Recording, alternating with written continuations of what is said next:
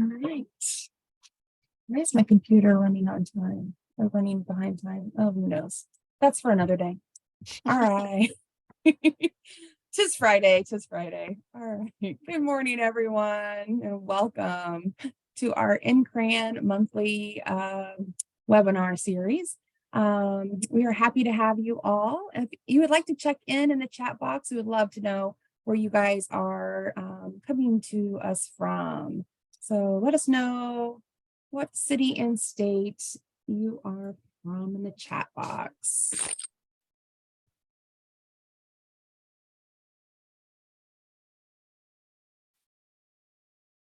Illinois, Nebraska, Indiana, awesome.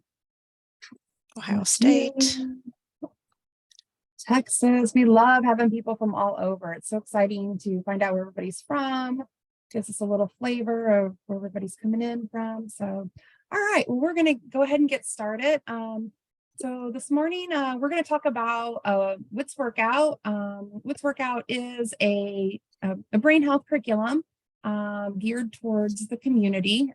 And so we're going to talk about an overview of Wits Workout, and then kind of what we learned from a randomized control trial that we did this past year on the curriculum. So we do want to do an acknowledgement, though, for some of the people involved in our in this process. First, we'd like to give a shout out to Age Options. They are one of our area agencies on aging out of suburban Cook County, up outside of Chicago, if you're not here in the Illinois area.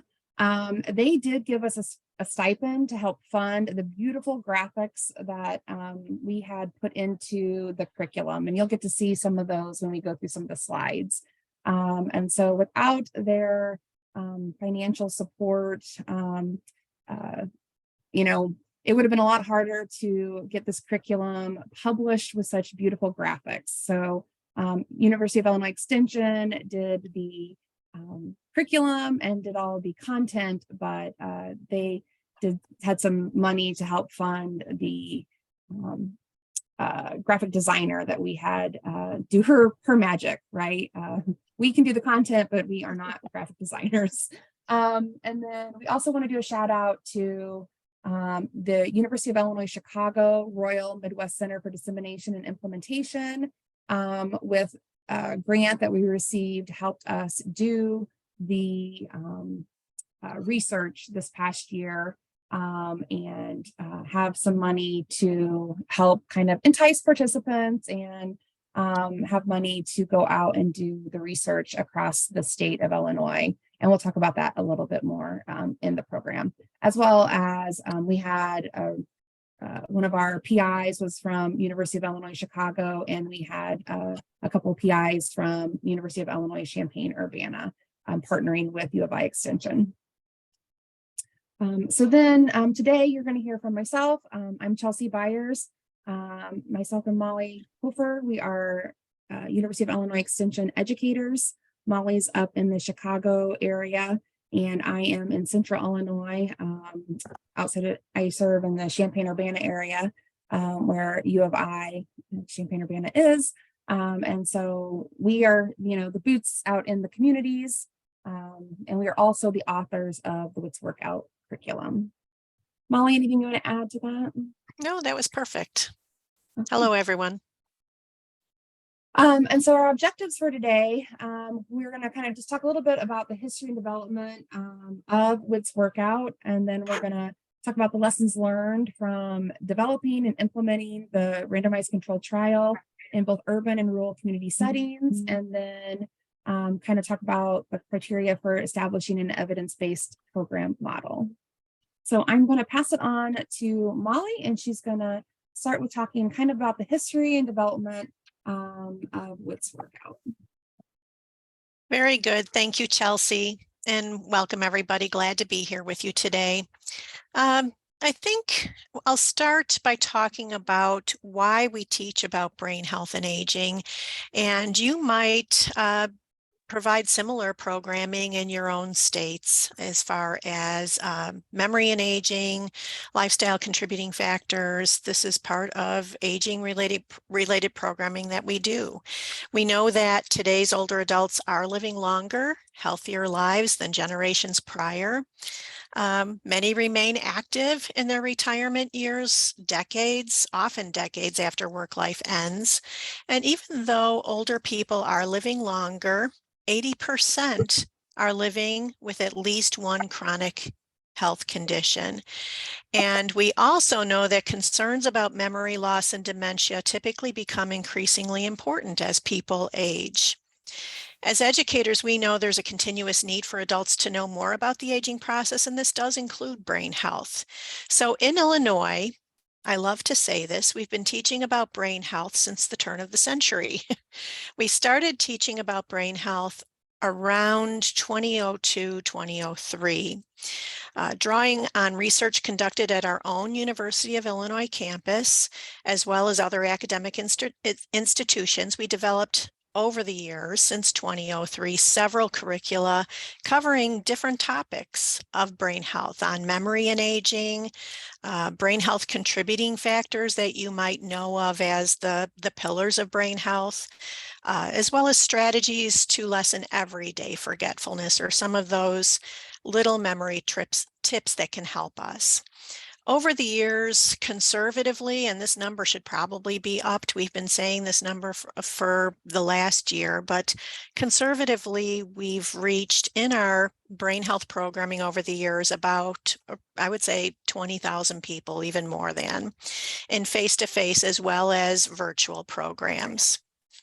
So in 2011, I started, as Chelsea mentioned, I work up in the Chicagoland area.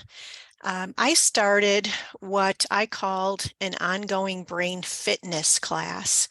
And I got together with a group of older adults on the south side of Chicago twice a month to teach them about brain health, teach them about memory and aging and different concepts, but it was a largely activity-based class where we would have brain exercises, all kinds of puzzles and activities and discussions and recall activities. I called this program Wits Fitness. So for 9 years I did this, and it was a customized bi-weekly session where I created different activities, and we did talk a lot about the same research-based memory education topics, but it was okay because I presented it in new and different ways. This was so popular with my group that other family life educators in the state soon replicated it. So for many, many years, all across the state, we had what were called Wits Fitness classes. Then we got to thinking, if we're doing this, why not create a tool to help other leaders do this? Senior centers, retirement villages, church groups, anywhere that community older adults dwell. Why can't we train or provide a tool to lay facilitators to do brain fitness programs? So that is how Wits Workout came to be. Wits Workout is a peer-reviewed, pilot-tested interactive brain health resource tool, and it's designed for use by leaders who provide programming to older adults in community-based settings. And we did base Wits Workout on the research that intellectual challenge and social connectedness are 2 factors that contribute to brain health. We know that there are more, but our main goals for Wits Workout were to, 1, provide purposeful opportunities to come together to engage intellectually. So to come together and use our noggins, good for the brain, and then to come together and socialize through ongoing participation, get to know each other. Many of our groups, our older adult participants, ended up doing things outside of our Wits Fitness or brain health classes. Each session of Wits Workout was piloted with older adult groups from urban settings in Illinois, suburban settings, and rural settings. It was reviewed by a research specialist on our own U of I campus, as well as Kansas State University. Now, before we introduce the Wits Workout program and the randomized controlled trial results that we did this last year, I wanted to give you a quick overview of some of the concepts that are included in the curriculum, some of the educational concepts. And this is going to be an extremely quick overview because I don't want to be preaching to the choir, number one, and we want to really talk about our randomized controlled trial. So memory and brain health and lifestyle contributing factors are the two main focuses educationally that we include in Wits Workout. Now, we know that absent-mindedness happens throughout life for all of us because we are human. Because we are human, we forget. When we're younger, we kind of brush it off, don't we? If we said we'd pick up a gallon of milk and then we walk into the house and do not have it, we go out and get the gallon of milk. We don't fret about it. We worry, though, sometimes as we get older, if we miss a lunch date or if we can't remember the name of a restaurant, we kind of think, oh my goodness, what's going on? Why did I forget that? I can't believe I forgot that. And we are far more concerned potentially. With advancing age, many people do experience minor changes in memory, and most compensate for these changes without really any interference in the quality of their lives. And this is sometimes referred to in the literature as benign forgetfulness. It is a normal type of forgetfulness. It can be frustrating. It can be annoying. It doesn't hurt us, but it doesn't necessarily help us either. So we talk about memory, how it works, and its relationship to brain health. Every time we teach a brain health lesson as educators, we do advocate that if anyone in our group is having trouble or feels like after they go through our sessions, oh, I think something more is going on than what we're talking about here, because we do present normal related changes in memory and aging. We do always advocate that they talk to their own healthcare team about any problems that they're having, as well as if we're talking about improving brain health through helping brain health through exercise. We also talk about advocate talking about this with their healthcare team. I can get it out right. All right, so let's go into types of memory. You see on the screen here the various types of memory. I'm not going to belabor this. We have short-term and working memory, and then we have long-term memory and its types: implicit, explicit, semantic, episodic, and prospective. If we think in terms of short-term memory is often equated with our present thoughts or our conscious thoughts, whatever one is thinking about at any given time. And the space in short-term memory is limited. Thoughts are there briefly and are often replaced by other thoughts. The storage space is limited, as I said, and information in short-term memory is typically temporary, and it's typically not remembered unless we store it in long-term memory or encode it in long-term memory. Now, working memory is like short-term memory. It's also limited in its storage space, and working memory is when we manipulate information in our short-term memory to use in some way or to calculate an answer in some way. So if you're out shopping and you see a sale of something you're looking at that is 20% off, you're calculating, well, what would that price be? You're doing that in your head, and that is utilizing your working memory. Okay. Long-term memory is really our storage space. Long-term memory is a more permanent type of memory. The storage space within long-term memory is vast and limitless. Information is typically transferred into long-term memory because it might be deemed important or because of repeated exposure to that information. And even though our long-term memory storage space is limitless, some memories certainly can fade over time. We usually give this as an example. We all have birthdays. We have birthdays every year, and some birthdays may stand out more than others. I've had 60 birthdays in my lifetime, and I can tell you I don't remember every detail of every single birthday, but some of them do stand out. So this is a good example of some memories that can fade over the time. You know you've had birthdays, but they may not all stand out vividly in your memory. And then there are various types of long-term memory. You see on the screen implicit, explicit, semantic, episodic, prospective. Sound difficult? Not difficult at all. Implicit memory is also called procedural. It's a nonverbal body type of memory. It is really you on autopilot. It is doing without thinking. It is memory for motor skills. So taking a shower, signing your name, driving the car, you typically can do these things without thinking about every step you're making. It's great to have procedural memory, but it can have its drawbacks. You can drive away only to turn around and go back to see if the garage door is closed because you closed it without thinking about it. So implicit memory is a wonderful tool, but it does have its drawbacks. Explicit memory is declarative. It is brought forth in words or visualizations. It isn't nonverbal. And there are two types of explicit memory, semantic and episodic.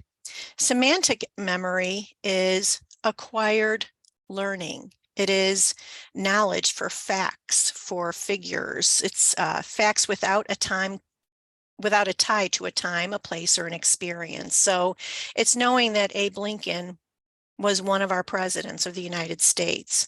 It's knowing your neighbor's name. It's being able to stand up and recite multiplication tables for 8. Those are all examples of semantic memory. It's being able to answer questions when you're watching Jeopardy. It's drawing that information, learned information. Episodic memories, episode is the root word there, a good way to remember episodic memories. Those are the episodes in your life. They are personally experienced memories where you are tied to a time, place, or experience. It's being able to recall what your childhood bedroom looked like. It's being able to talk about your wedding day or your honeymoon or the birth of a child, or even what you had for dinner last Thursday evening. If you're talking about a delicious meal you prepared, that is also an example of episodic memory. You are tied to that time, that place, that event. And then we have prospective memory. Prospective memory is memory for future tasks or events. And prospective memory is when we say things like, oh, on my way home, I need to pick up that gallon of milk. It's a memory for a future task or event. I need to take that cake out of the oven in 30 minutes. That is prospective memory. And prospective memory fails can be harmless or harmful. If we say, I'll pick up bread on the way home and we don't, it's not necessarily harmless unless someone at home is waiting to make grilled cheese sandwiches, and then it's kind of inconvenient. But if someone leaves the stove on and forgets to turn it off, or leaves the dog outside on a cold day because you forget to bring the dog in 5 minutes, those can be prospective memory fails that are more harmful. So those are the types of memory that we talk about in Wits Workout. Brain health contributors, you sometimes, as I said before, might think of this as the pillars of brain health, lifestyle factors that contribute to brain health. These are the 6 that we present in Wits Workout. Getting good quality sleep, a healthy diet, exercise, managing our stress, making those social connections, and keeping ourselves challenged intellectually. So I'm not going to belabor these either. Quality sleep, we know as adults we need 7 to 8 hours of sleep per night. Sleep does affect our mental and physical health. And we go over sleep hygiene, what we can do to try to get a good night's sleep. So those are some of the things we talk about in relation to quality sleep. Healthy diet, simply put, a heart healthy diet is also a brain healthy diet. So we talk about what constitutes a heart healthy diet. Lean meats, poultry, fish, limiting our sodium, added sugar, etc. Exercise. We follow what the U.S. Department of Health and Human Services recommends for older adults. We advocate working at getting up to 150 minutes per week of moderate intensity aerobic physical activity. We talk about what might constitute getting the heart pumping, getting the blood flowing, walking, Even gardening can provide these benefits, biking, jogging. We do talk knowing that participants may want to try to work up to improving their exercise regime. We talk about small steps, starting small, things we can do every day to move more and work from there. And as I stressed early on, this is one of the areas where we would talk about talking with a doctor prior to changing any kind of regime related to diet or exercise. Managing our stress. We know that we all have stress in life. We can't escape it. We do need some stress in our life to motivate us. Stress can be a little bit of an energy booster to get us up and get us going, but we also know that chronic or prolonged stress is not good for anyone. So we talk about ways to manage our stress. We present these contributors and we talk about ways to incorporate changes in our lives that can benefit us. And this is, of course, these brain health contributors should be part of life all throughout life. Making social connections, all connections from our research standpoint, all connections are important. Not all of our connections have the same weight in our lives. We certainly have our close family and friends, but even our other connections are really important. You might, a person might go to the same cashier in the grocery store because of the conversations that are enjoyed there. So we need to think about all of the connections we have and perhaps working on increasing some of our connections if we feel like we need to. And then we have intellectual challenge. Really challenging ourselves every day, trying something new, trying something novel, trying something that can be increasing in difficulty. And we do stress, though, that our participants should do things that they enjoy. If they try something and they don't like it, more than likely they won't stick with it. So really look at things that they enjoy doing and try to break that mental sweat. So if a person says, oh, well, I really love to crochet, absolutely wonderful, good for the noggin, but try a pattern that you may have shied away from before thinking, oh, this is awfully involved. I'm not sure I would ever want to try that. Try it and see. Give yourself a good little mental workout. It's best not to focus solely on any one lifestyle factor. All of these should be done in combination for optimum benefits. We do talk about that as well. Okay. So now let's talk a minute or two about Wits Workout itself. This is the actual cover of our curriculum. Wits Workout is a 24-session facilitator's guide. As I said, it is designed for leaders to conduct their own brain fitness classes. Even though it is largely activity-based, we have infused that training component so that every session, there is a training component that covers a different topic, educational, health-related topic, but it's written in a conversational format so that the lay leader can even read it conversationally and interject some discussion questions with the audience. We do, of course, because this is a University of Illinois curriculum, we do stress the importance of sharing those educational pieces. Even though it is largely activity-based, the educational pieces are equally as important in the Wits Workout curriculum. Next slide, Chelsea. As you can see on the left, much of what I just talked about, giving you an overview, is listed here. You have the brain health contributors that I just mentioned, and then additional topics covered: forgetfulness, sensory memory, types of memory, focus and attention, tips and techniques for remembering, recall. These are the educational topics infused in each one of the 24 sessions.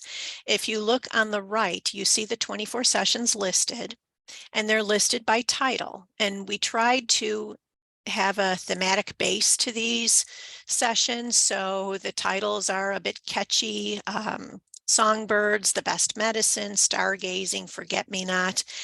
And you see on the right, the training component or the educational piece that is found within each of these sessions. They are repeated twice. So you see the 12 sessions on the left. Those session topics, educational topics, are repeated twice in 24 sessions. So Forget-Me-Not, its training component is on forgetfulness contributors. You see it in Unit 1, but it will also be repeated in Unit 13, the second half of the series. Wits Workout has a 24 session shelf life. They can be done weekly, bi-weekly, monthly. A leader can do whatever he or she wants in relation to that. They are written so that they can be 60 to 90 minutes and can be shortened based on the amount of activities you choose. We'll get into the activities in just a second. So, in a nutshell, through interactive dialogue, embedded health messages, and experiential activities, participants are encouraged to adopt or expand engagement and behavior practices that contribute to their overall health. So, in other words, they have fun being together, working on puzzles, but they learn a little bit about how they can contribute to their own brain health and maybe make behavioral change along the way. Okay. This is the actual layout of a Wits Workout session. And you see the title of this session is Two Heads Are Better Than One. It is Unit 19 of the 24. We just chose this one as an example for you. And you see the word socialization written under Unit 19. That is the training component for this particular session. So two heads are better than one. We're going to talk about socialization, so you can see the theme there. We're talking about people coming together. Two heads are better than one, that phrase, and we're talking about the importance of social connectedness. So on the left, there's always a bit of a note to the instructor, and it may say something pertaining to that particular session, or it may just tell the instructor what this session will cover. And then we wrote Wits Workout as a workout. There is a warm-up. There is a stretching, which is typically a shorter little get started activity. The training is always the educational piece. And then we have a longer activity called Workout 1, a longer activity called Workout 2, and then the cool down activity is designed so that it can, if there is time at the end of a session, can be started, can even be completed, or if time runs out, it can be given as homework to bring back before to the next session and can be gone over at the next session. So going back, Chelsea, to the other page, you can see here that there are icons that match where you are in the curriculum. The warm-up always has the person jumping rope. The stretching always has the person stretching. So you can match these icons with the actual activity page. So state to state on the right is the actual activity page that is the stretching exercise for this session. So there's a little bit of instruction for the facilitator that tells the facilitator how this activity works, and you can see that it gives a suggested time of how long the activity might take. Those are merely just suggestions, because if you have a group of 6 people, that time might differ than if you have a group of 25, 28 people. Okay, the leader does play a vital role in Wits Workout. The leader provides that structure and creates that comfortable environment. We want Wits Workout to present it in a way that it's okay for a person to pass. It's okay not to know. They're not getting graded on these activities. The activities are really designed to be novel, fun, and informal. Encouraging voluntary responses, encouraging ongoing attendance, and bringing a friend along the way, because socialization is one of our main objectives. Providing examples for increasing understanding, and really encouraging success. So if you feel as a facilitator that an activity might be better done as an entire group, then you can modify activities to meet the needs of your audiences. The activity handouts are designed to be duplicated. The curriculum, however, is otherwise copyright protected. The facilitator guides are not designed to be copied or shared, but the activity pages, of course, are designed so that you can copy them and distribute them to your participants. There is also an answer sheet, oftentimes, that accompanies the activity pages. Okay, I think I've said enough as far as how Wits Workout works, and Chelsea is now going to talk specifically about the activities in each session. Okay, just to get a feel, we probably should have asked this in the beginning. With emojis, like a thumbs up, how many of you have already seen the curriculum before? Throw a thumbs up if you've already seen the curriculum before and you know how the activities work. So I'm just seeing 2 thumbs.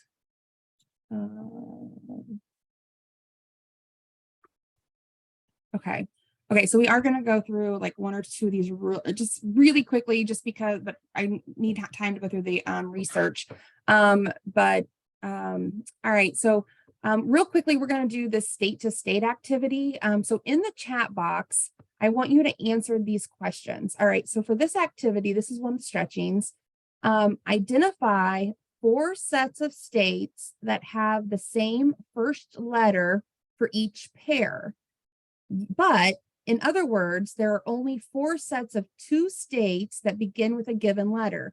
So for example, you can't pick I because there's more than 2 that begin with I. So you would have Illinois, Indiana, Iowa. As soon as you get past 2, that doesn't work. So you're looking for 4 sets of states that have the same first letter, but there's only 2 of them that begin with that letter. All right. So in the chat box, see if you can find the states that have the same first letter, but there's only 2 of them that begin with that letter.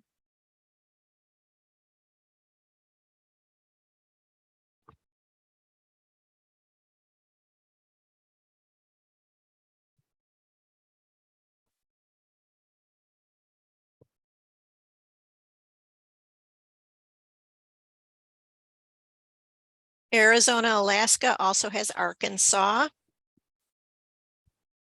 Ohio, Oklahoma, I saw that as the first one.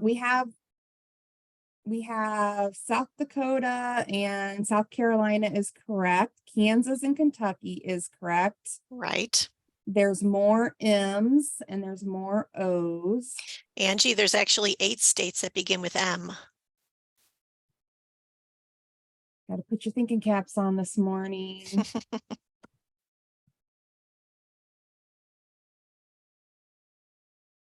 We have Wisconsin, also Jordan. I know. We're making you think this morning.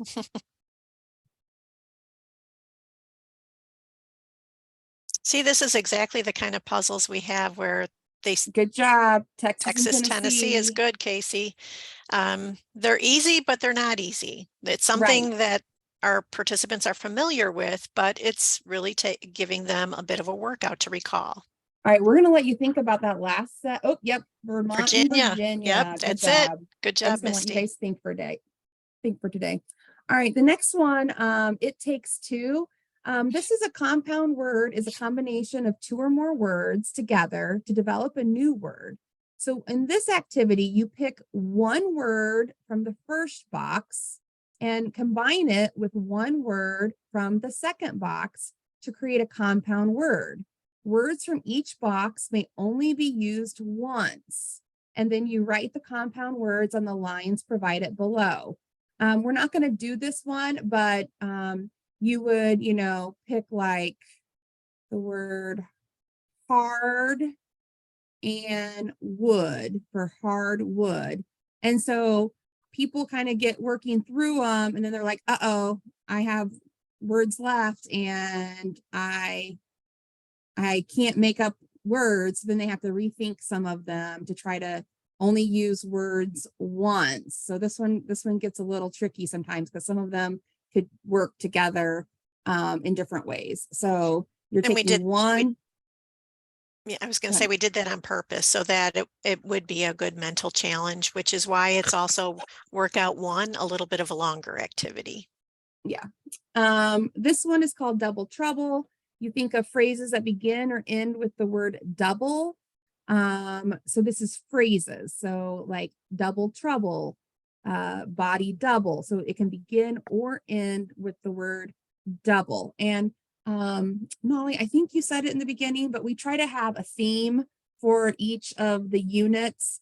And so then in your leader guide, we have sheets that have the answers. So like this one has correct answers. You would have a sheet that has the answer sheet for it. And then when we have, when there's not necessarily right or wrong answers, we have possible answers. So you can get the class started on the activity. And then the last one is called famous pairs. And this one is where you're trying to match the clues to the famous pairs or duos. So these are descriptions of the famous pair. So I'm just going to do one or two. So slapstick comedians in bowler hats. Does anybody know, looking at this list on the right, who that might be? Slapstick comedians in bowler hats.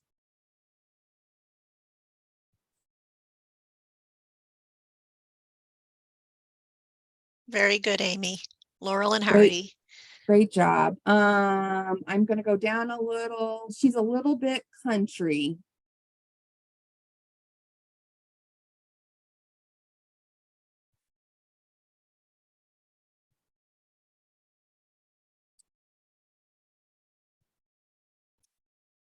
And he's a little bit rock and roll, if I that's was going to another finish clue. it. Yeah.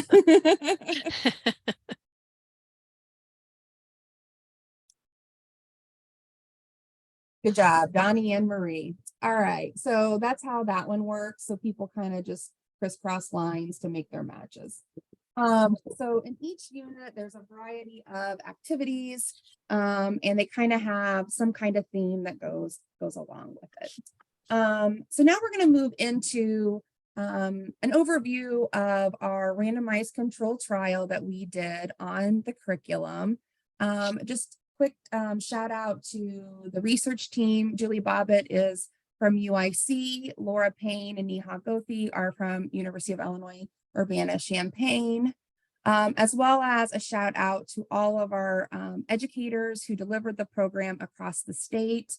And you can see their locations. They either delivered the program in person and or online. So the program has been delivered both in person and online. So you can see all of our fabulous leaders, and two of them are on our webinar today. So if you have questions at the end, they can probably help answer some of your questions.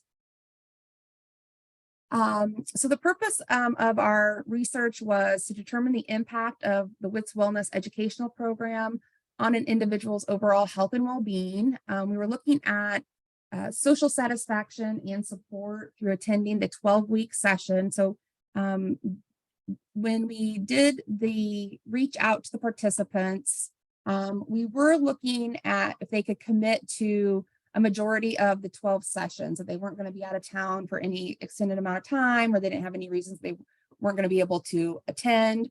We wanted to see their perceived physical well-being, cognitive functioning. We did do a TICS screening, which looks at their cognitive health, and if they had a certain score, they got screened out. And so we wanted to make sure everybody was at a certain cognitive function before they came into the research. And so we didn't want anybody to have any, diagnosis of dementia or Alzheimer's. We looked at self-efficacy. We wanted to look at quality of life and psychological well-being. And we also wanted to look at diet, just because these are some of the things that we teach about during the 12 sessions. We did do a survey At the enrollment point, so before they started the program, we did a survey at the end of the 12 weeks, so at the 3-month mark, and then we did a survey 3 months later after they finished the 12-week session. So there were 3 surveys that we did with the participants. There were 285 participants enrolled in the program. 152 were in the intervention group and 133 were randomized into the control group. When we were doing this program, we were kind of looking at feasibility, so fit and suitability of the intervention and the extent to which it could be carried out successfully. Also acceptability, so satisfaction with the program by the participants and the extent to which the program was agreeable to them. So we looked at what did they think of 12 weeks? What did they think of doing it 1 hour per week?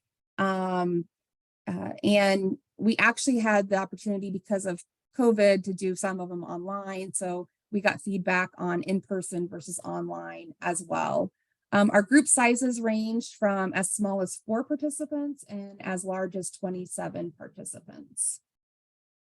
So when we look at kind of post-survey results, and the ages of the participants as young as 50 and as old as, I don't have it in front of me, Molly, do you remember, 90? Sorry, yes, I think 90 or 91. Yeah, okay, yeah.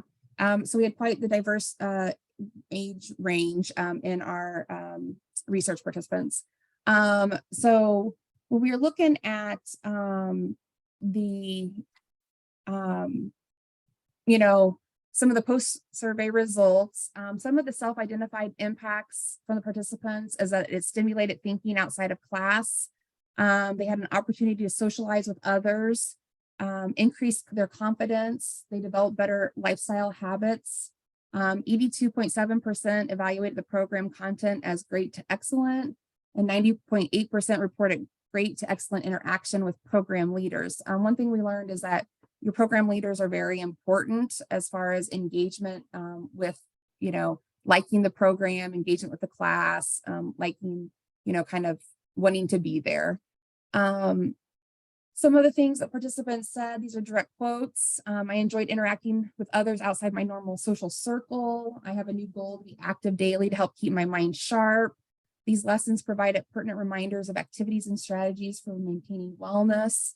It was nice to meet new people, something I haven't done much since COVID began. And what was interesting is that with the surveys, we learned that it really increased self-efficacy. So people, people really gained confidence by attending the program. And once they did this, they were like, oh, what can I do next? What can I go do, after this program? They were looking for what was next in their communities, or they were asking the leaders, what else is out there? What are you doing next? And then in the focus groups that we did a focus group we did multiple focus groups. We did 5 focus groups. In the focus groups, we really heard about the social impacts of the intervention. Everybody was talking about the importance of, it was something to look forward to. I loved meeting new people, they really focused on the social aspect that didn't come out in the surveys, the evaluation tools that we chose. So we are looking to write another grant to do another round of evaluation. We feel like we didn't choose the right survey tool to capture statistical significance in socialization, increasing socialization. So we are going to do it again with a different tool because it was overwhelmingly evident in the focus group. So in the qualitative data, that was very evident, but in the quantitative data, we saw self-efficacy. So it was very interesting on the, what people said in the focus groups. So again, it did show an increase in self-efficacy for participants who were 65 years and older. So this was affirming for Molly and I, because we wrote this for people who were 65 years and older. The only reason and that we opened the research to those who were 50 and older was because the people who we applied the grant to, their focus are for people 50 and older. And so what we found is that pretty much people from 50 to 64 are still pretty active. And it was not really, it's not really intended for that age group. And so it did not improve self-efficacy for those 50 to 64. But when we pulled the data by age group, it increased self-efficacy for those 65 and older. So it is written for those who are kind of, 65 and older. So that was affirming for Molly and I, because that is who it was written for. Oh, that's in there twice, sorry. So some lessons that we learned. It did work in both face-to-face and virtual settings. Obviously with virtual settings, there were some minor modifications that had to happen. We had to figure out ways to get handouts out to people. We wanted to make sure everybody knew how to use the Zoom platform. We sent out the participant handouts by mail. What was interesting about this is that for the research, we sent out the entire 12 weeks of handouts by mail, and each week was in its own envelope. And the participants loved the anticipation of opening up their envelope.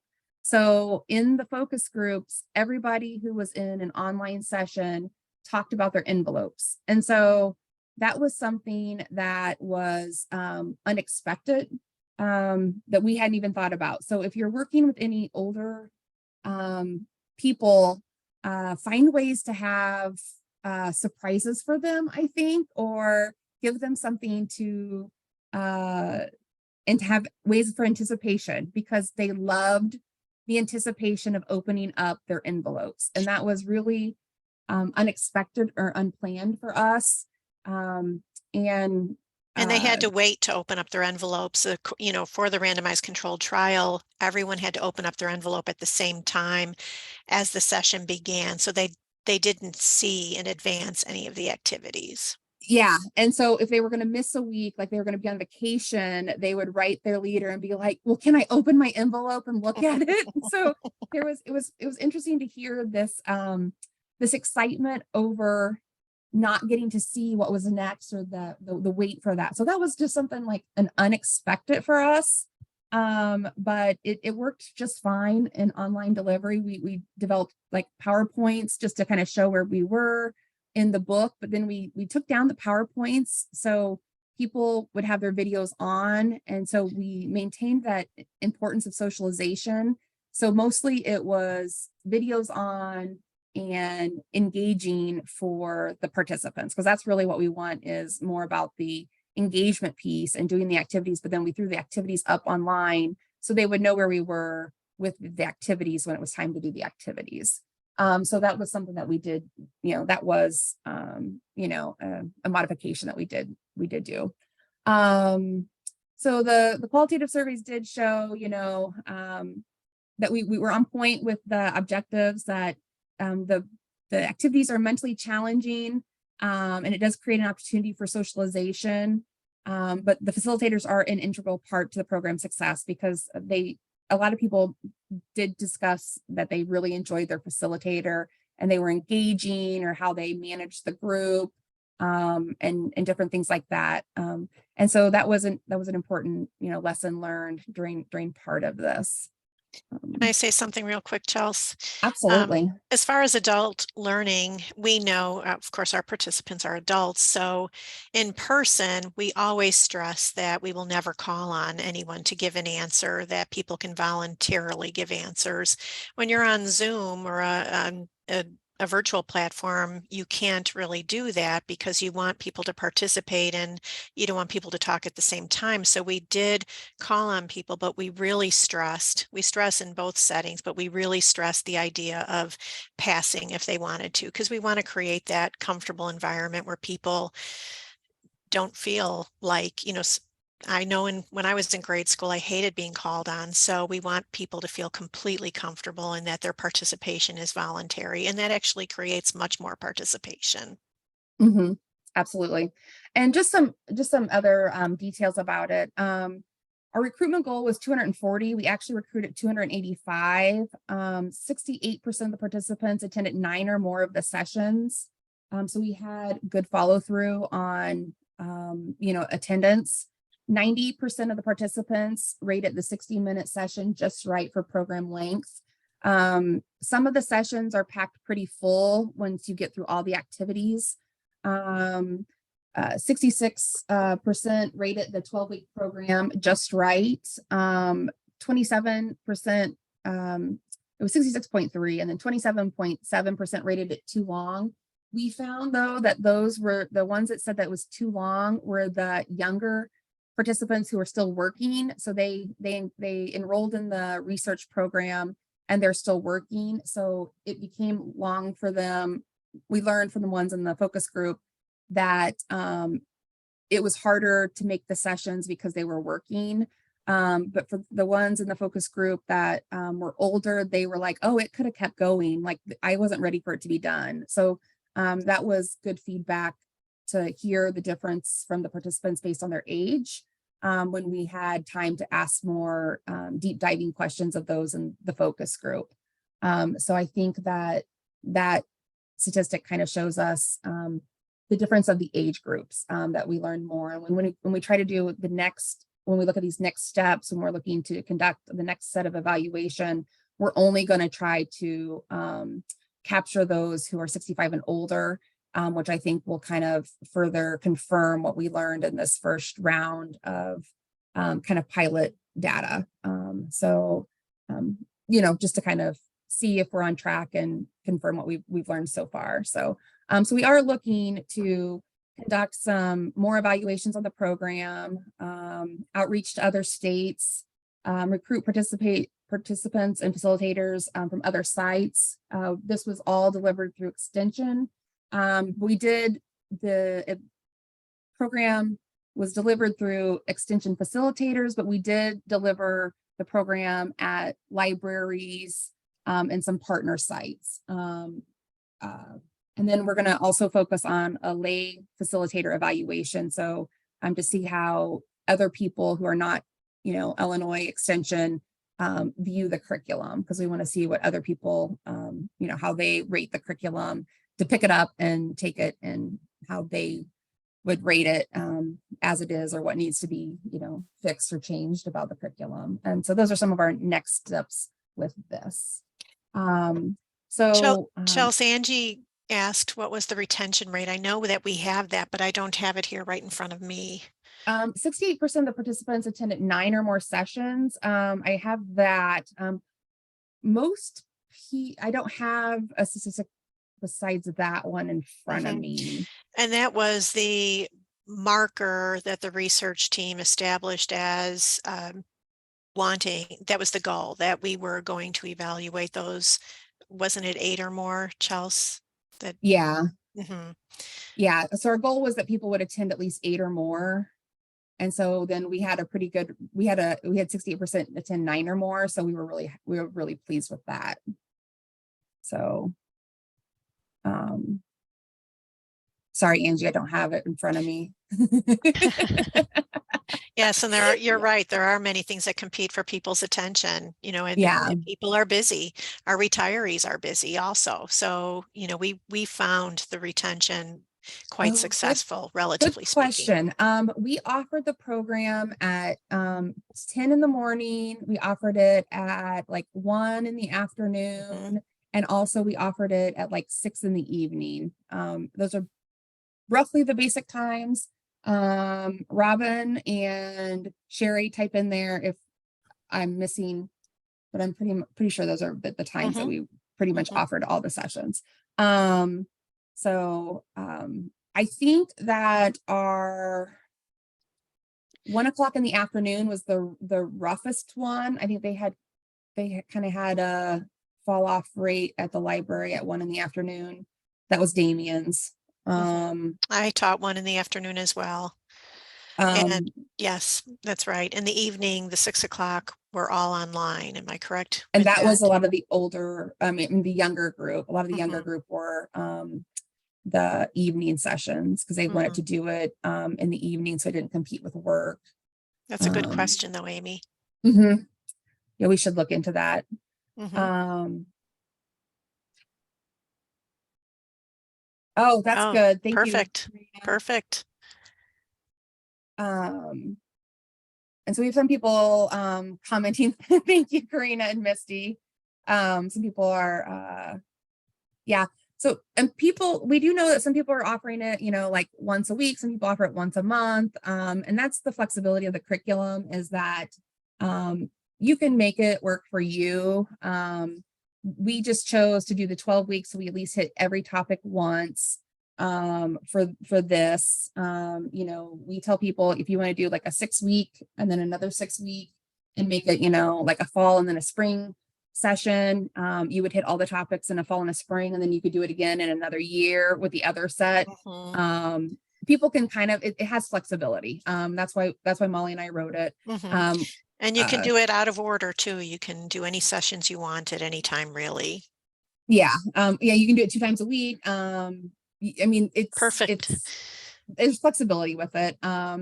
We do have an upcoming training. You can buy it without the training, or you can buy it and then come to a training at another time. We're pretty flexible with all the things now. I'm going to put some links in the chat box if you're interested. I'm also going to put a link in to evaluate today's session, because NCRAN does like to capture evaluations of all of our webinars. Also, let us know for NCRAN what other topics you're interested in. So I'm putting some links the in the chat box, and we're open for questions. So what kind of questions can we answer besides what's already been in there?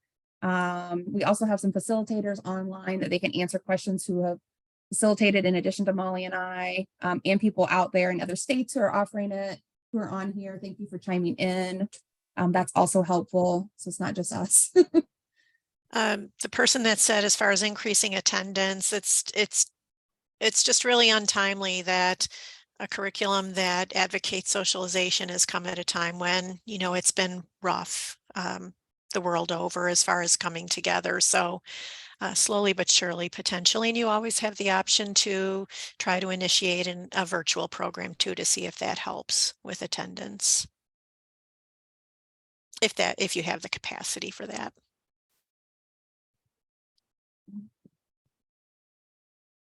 We do know that, is it 21 states, Chelsea, that It now is, offer Wits Workout? yes, it's in 21 states right now,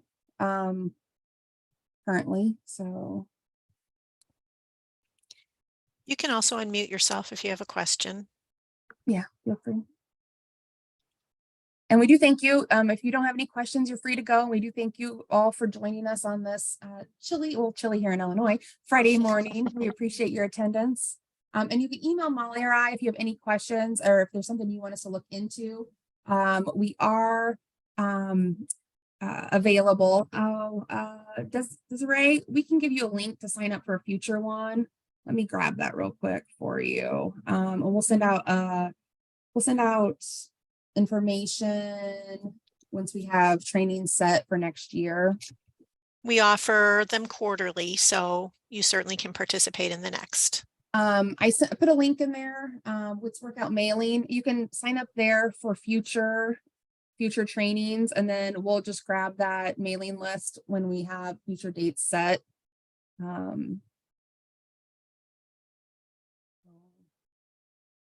Thank you, everybody. Have a great weekend. Happy holidays. Yes, thanks for participating today. Yep.